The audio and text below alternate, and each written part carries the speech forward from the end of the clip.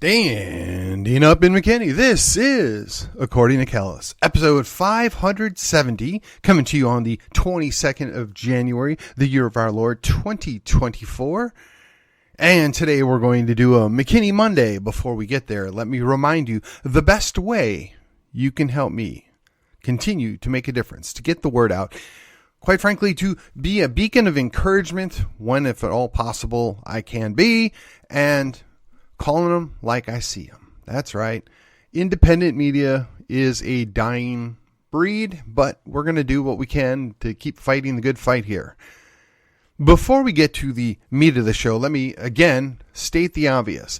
I'm asking you, follow me, join my page, hit the bell icon, sign up for notifications, whatever. That's what makes the difference.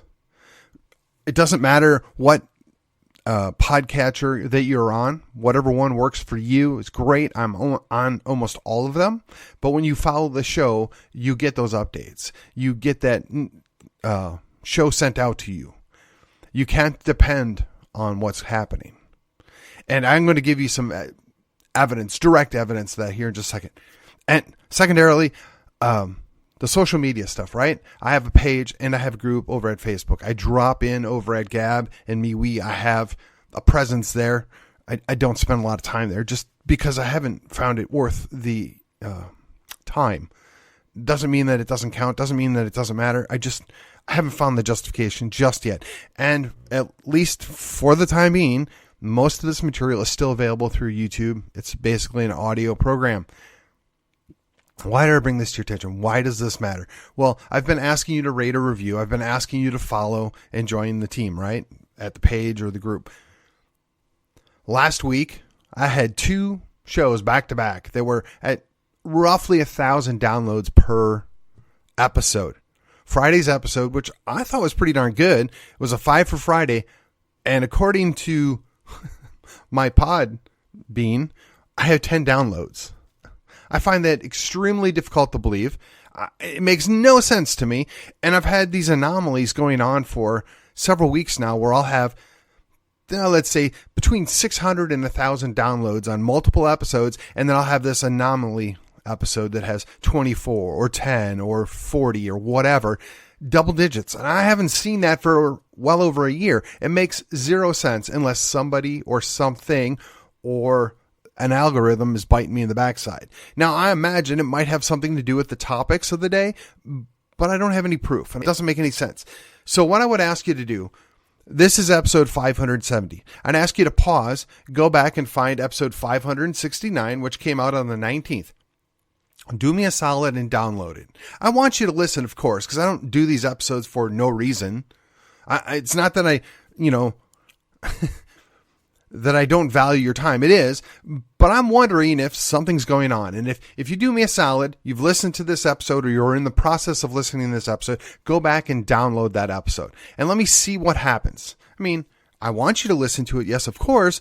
But if that's not a topic that interests you, or it's, you don't have zero interest in, Abbott, Colin, GOP, the Trump, or yet another war or term limits, I get it, maybe, but even still, I would expect a few hundred downloads. It makes no sense. Something's going on.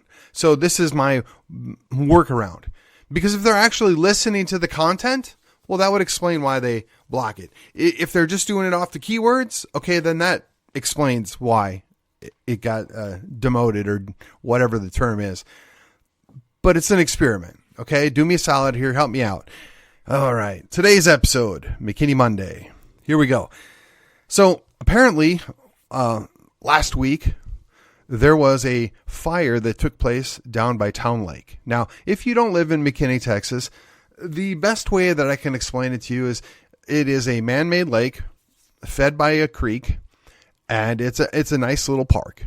It's actually quite nice, and it's right off the freeway, right across the street from one of the high schools. And it's got a bunch of baseball fields and whatever else. And I got to tell you, as of this recording, I don't know exactly what building burned down. And honestly, I wasn't even going to really talk about this, but somebody pointed out this might be related to another lingering issue we've been dealing with here in McKinney.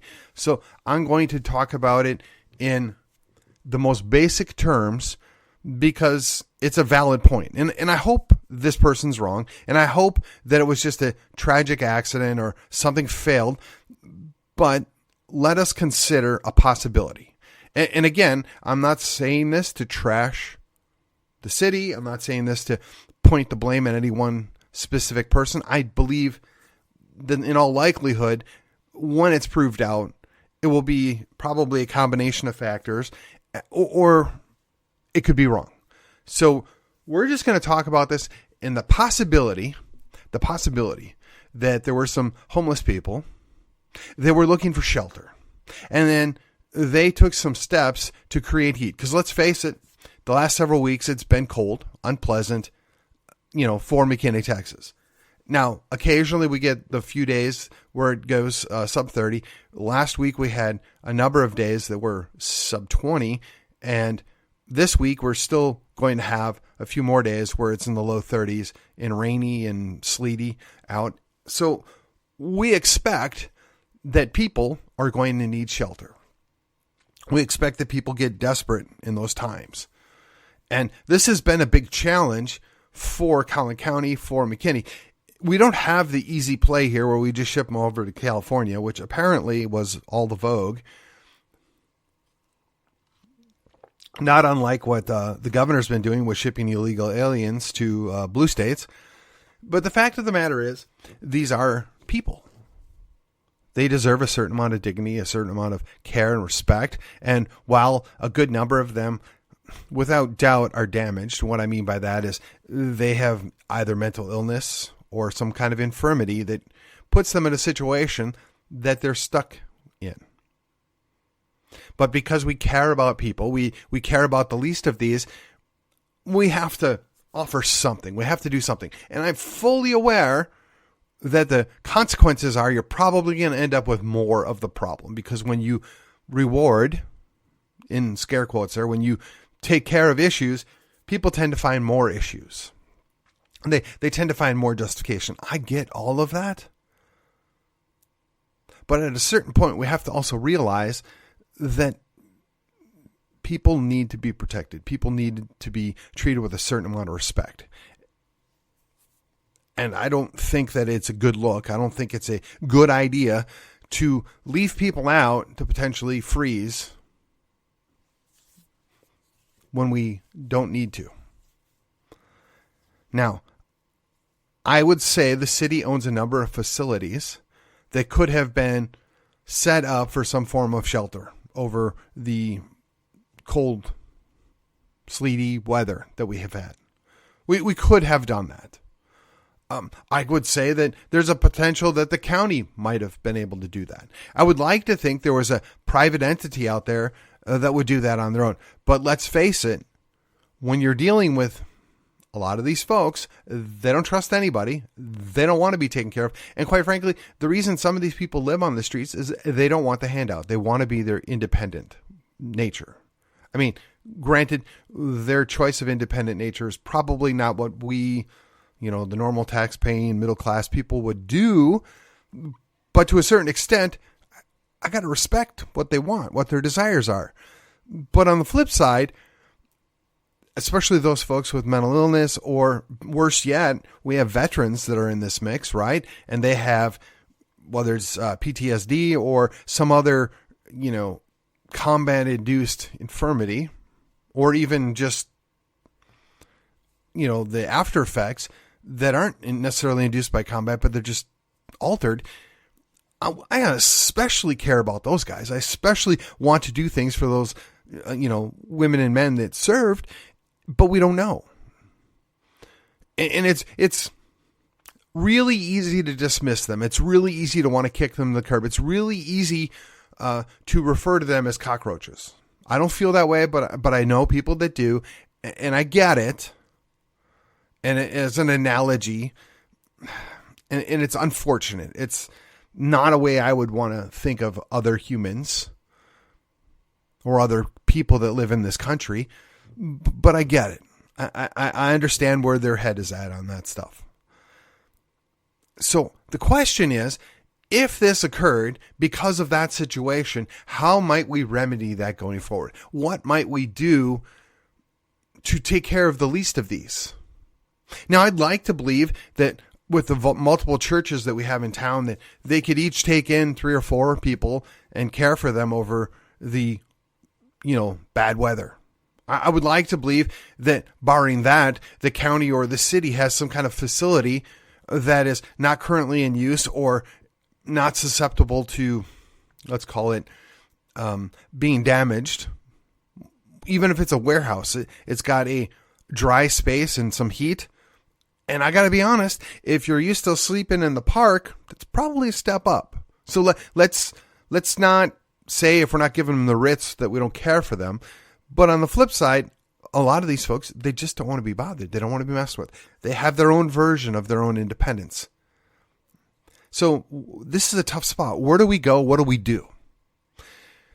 And I will say this, and it kind of strikes a chord for me because, again, we're going off an assumption here, and we know what assumptions do, and it may or may not be related, but just on the possibility it's related, and on the possibility that's going on.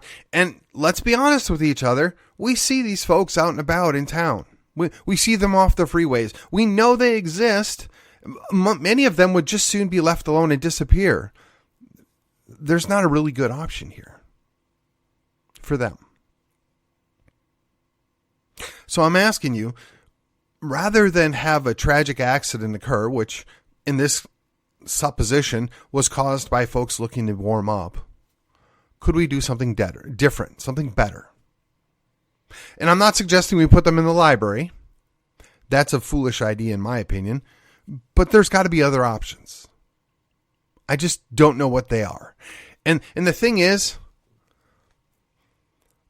a guy like me, a guy that's right of center, that's outspoken, I have no ability to communicate with somebody at my own city that's willing to listen and has the authority to do something because of my, let's call it, baggage, right? And I imagine there's not a whole lot of people that are right of center like me that have a heart for this situation, that will speak on it publicly, but here I am. So I'll say this. I have my issues with my mayor. I have issues with, I guess, potentially more than one person at the city council or the city leadership. At least one of them's now been, termed out. So I had hope. We have, 2 new guys on the city council that got their heads on straight, that seem to want to do what's best for the city. We've got one other guy that's clearly left of center, but is open-minded and wants to work and takes care of his constituents. So that's 3 votes that maybe we could come up with something better than what we're dealing with right now. So again, not wanting to point fingers, because I know there's a whole lot going on here. And again, based off of a supposition, if this is really truly what happened, or if it's related to that, could we do better? Can we do better? Do we have a semi-abandoned building that is structurally sound that we could put these folks up in this circumstance until we come up with a better solution? Do we have something somewhere where somebody could step up to the plate and say, you know what, I own this property. I'm willing to let them use it for the time being until we can come up with a better solution. Whether that's a private entity, a church, or the county, I don't know. But what we're doing now potentially isn't working. It isn't looking out for the least of these. Now, yes, I realize we give out lots of goodies and we give lots of benefits out to people that quite frankly probably don't deserve it. But at this point, these folks apparently aren't even taking advantage of that. And it's because of either mental illness or defect, or perhaps they just want to be left alone. Again, it's a challenge. It's a challenge. If you've got a suggestion, short of shooing them to another part of town or another city or another state, I'd like to hear it. I think this is good feedback. I think this is something I'd like to have a forum on at some point in this year. But with the major election cycle, a lot of people are going to tune out. They're not going to be willing to invest in this. And I think that's bad. I think that's a shame. I brought this up in 2019. I've mentioned it in 2021. I brought it up again in part in 2023.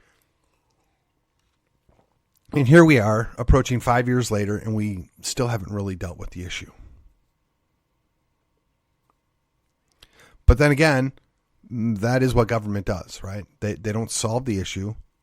They just perpetuate it so they can increase their power. I would really like to think there's a church or several churches or a private organization that would want to step in and do something here. But again, I have no control over that. It's just a suggestion.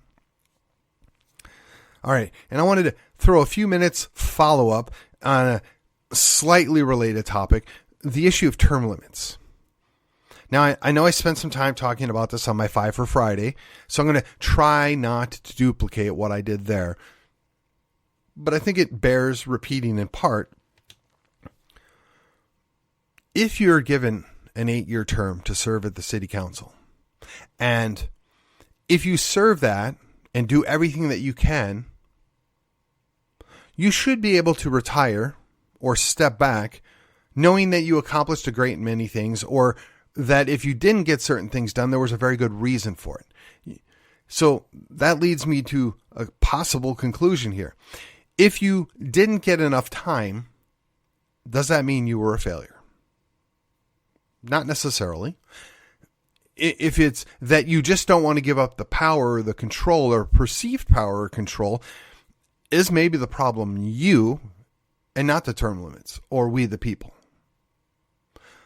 If you left something undone or a major accomplishment and you are fearful that somebody else following you can't or won't follow through with what your plans are, does that mean that maybe they weren't on board in the first place, that maybe they were cooperating with you under duress? I think these are all fair questions. I mean, we know that they have term limits on the president for a reason. Now, I kind of go back and forth as to whether or not I support term limits. I can see value of having it and value of not having it. And currently, the current city council doesn't believe they actually, in fact, have term limits, because all they have to do is switch positions and continue to run again and again and again, which is a convenient little loophole they left for themselves, according to the city attorney. And let's not get started on the city attorney. But let me ask you, at a certain point, all these guys need to get changed out. We need to bring in new blood. We need to bring in a new vision, if you will, that adapts as time goes by. Just because something was a good idea 10 years ago or 8 years ago doesn't mean that now it is. And if you continue to go on the same old, nothing ever changes, nothing ever improves or adjusts for time. Now, I find it particularly interesting that several of the incumbents that aren't even up or haven't even been termed out are all for this. And I don't know if it's because they don't think they're up to leading. I don't know if it's because they like just defaulting to the people that have already been there, or if they're looking to feather their own nest later on. I don't know. I don't know what the motivation is. But again, when you take this role to go, quote, serve the community, you're given 8 years to do it. And the expectation is by we the people that 8 years is enough time. That in 8 years, you're going to be able to change or alter the direction slightly and improve a few things and move on. So the question is, why don't they want to move on? What is it that is so god-awful important that they think they're the only ones that know how things should be done? And if that's the case, could that be that they haven't taken the time and effort to invest in their replacement? They don't have a succession plan? I mean, don't get me wrong. I want new people in. I don't want people handpicking their replacements. We've seen that happen in the past to, let's say, little success. I mean, they were successful, but it didn't necessarily benefit the city per se. I would like better options. I would like other options, but that necessitates people willing to set aside their own personal ambition, their own personal self-importance, and look at the bigger picture.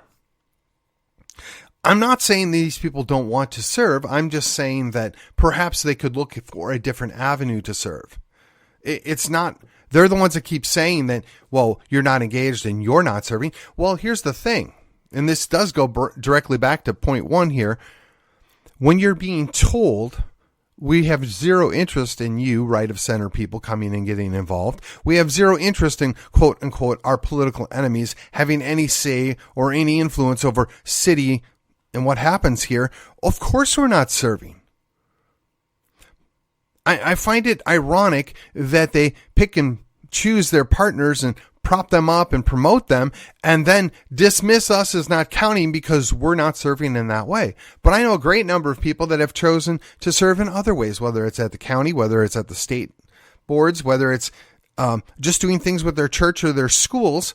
But because you didn't do it in the way that a couple elected officials think that you ought to have done it, you're clearly not qualified. You're not appropriate. You don't count.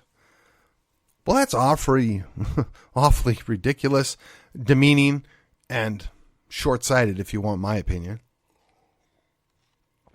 So going forward, I would certainly conclude that I don't want anybody that's done nothing ever and never been involved put in a position of authority and power when they have no idea what's going on in that situation or similar situations. But on the flip side, when you have somebody that's volunteered in other areas and then stepped up to the plate and put their name in the hat, if you will, but they were dismissed because of, let's call it, their political enemy doesn't want to give them a foot in the door, who's to blame? Whose fault is it? I mean, don't get me wrong. When I volunteered or put my hat in the ring, I knew full well what the outcome was, but I just wanted to be able to say, hey, I tried. I've served on 2 county level boards. I serve on different boards with the Republican Party and different committees. I've done things through my church. I've done things through other civic organizations, but that doesn't necessarily mean that I'm more qualified than the other person. I just don't have an avenue to do certain things for the city that I live in. And again, I own my part of that, willingly so. But let me ask you, if my kids go to a different school district, how is it fair to require me or expect of me to have served in the school district that I currently reside in? I mean, I was a band dad. I was part of the band boosters. Does that count? Does that matter? Going to every football game for 4 years, well, maybe every football game for every 4 years, including numerous band competitions. Does that matter? Does that count? Does the fundraising done? I mean, really, who makes this decision? Who gets to determine what value somebody else put into anything? Well, apparently it's a few elected officials that, quite frankly, control access. This is another reason why perhaps term limits are a good function.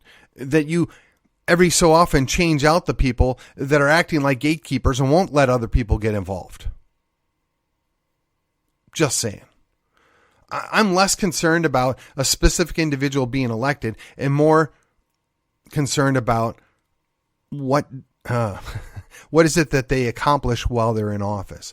Or better yet, what is it that they're preventing from happening while they're in office? Those are things that ought to be concerning to all of us.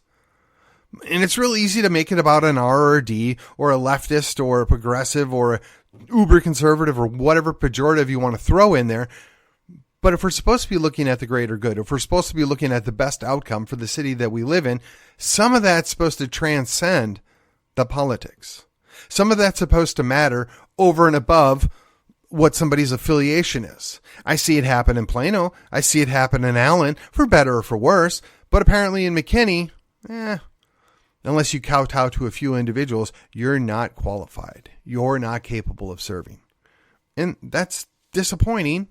But I also realize that's the way it is for now. So I would tell you, if you're right of center, if you're interested, your opportunity to serve goes beyond the boards and committees that serve the city. Do your church, do your county, do some other civic organization. Be involved. Make a difference. If for no other reason, then those organizations have a voice at the city level or at the county level. I'm not even going to sit here and tell you what you need to do or how you should do it, just that you can do it. And if it's something that's worth your time, whether you're in McKinney, Texas, Terrell, Texas, or I don't know, Dover, Delaware, everything that you do and think matters, and you need to act like it does. Don't let these people bully you. Don't let them dismiss your interest. Don't let them cut you out from being involved. Every little bit matters. Speaking of little bits that matters, the school, McKinney ISD, their school district, has yet another meeting tonight. The 22nd of January, the year of our Lord, 2024. And I'm not sure what's all on the agenda. And quite frankly, I didn't really get to a whole lot of school board meetings after about July of last year. This is not my forte. This is not my preference. I have a friend that serves on the McKinney ISD board, and he is under constant assault by the other board members because he doesn't toe their line, and constant assault by my elected mayor, who apparently has a lot of spare time to go call other people names. But the fact of the matter is, you're supposed to have differences of opinions. You're supposed to have discussions. You're supposed to consider other options when you're in a position of authority and direction of others. And it's really sad and disturbing all at the same time that the school district gets trained by TASB and they tell you you're a team of 8 and you're supposed to defer to the superintendent that you hired basically on everything. But what happens when you've got a superintendent that quite frankly is perhaps over their head, or isn't a subject matter expert on this, that, or the other thing, or is brand new? You're supposed to guide. You're supposed to confirm what's being done, but you as a member of the school board have the final say, and to pretend that you don't, or to pretend there's no problems, or to pretend things that are bad that have happened are these weird things that we know nothing about, and they've... Why? Just be transparent. This is what happened. This is what we did to fix it. This is how we made these other people whole. These are the right things that have occurred. These are all the successes we've had. These are some shortcomings, and this is what we're doing. But apparently our current superintendent hasn't done that either. He has no goals going forward. Of course, I'm getting the second and or third hand, so don't take my word for it. Like everything else I've ever said when this show started, this show is based off of my opinion and my understanding of things. Doesn't mean that I'm always going to be right, but it does mean I'm going to come out and tell you about it so that you can do your own research. You can get involved and you can find out, did I get it right? Did I get part right? Or did I get it wrong? And if I got it wrong, that's on you to come back and tell me, hey, Callis, you missed this, Stephen. You could have done this better, or this is really what's going on here. These are some important additional details. If you're not going to do that, you don't get to slander me. You don't get to come after me and say I suck, even though you might think it, until you can prove it out.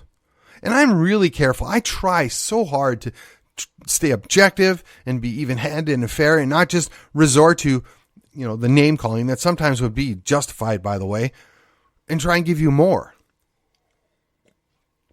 And try and give you pro and cons to various situations and various issues, and try and give people the benefit of the doubt, and try and say that maybe there's something else going on here that we don't know about, because that's the right thing to do.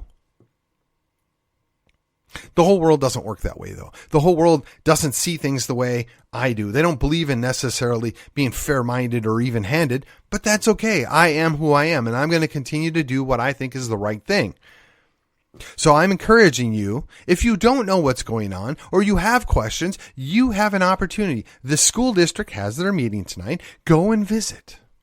Set aside the partisan stuff that's going to go on, because it will happen. Just like every other meeting, there's always some partisan people that are going to be there to prove a point or to make a statement or level an accusation or a counter accusation or whatever. But you need to be willing to sift through that, because you know what? There's a whole lot of truth in there. There's a whole lot of things in there that you need to know to understand what's going on. And guess what? Yeah, progressives, Democrats, they actually do get things right on occasion. And actually, what I have found is sometimes they even diagnose the problem correctly. It's a shock, I know. The problem is their solutions to the problem often make matters worse. And I don't know why that is, other than maybe the problem was caused on purpose so that they can impose a solution which would, in fact, only increase their power. But then again, I don't know that. But again, trying to be gracious, trying to give people the benefit of the doubt, expecting that not everybody is going to agree with me 100%, you got to have these conversations. You've got to be willing to go and talk to people. I've done that. I encourage you, my listeners, you, the people that hear me, to take the time and invest in it. Pick one thing that's important to you and get involved. Pick one action that you can do to make a difference. And if we all do something, things will improve. Now, I saw a clip from Network over the weekend.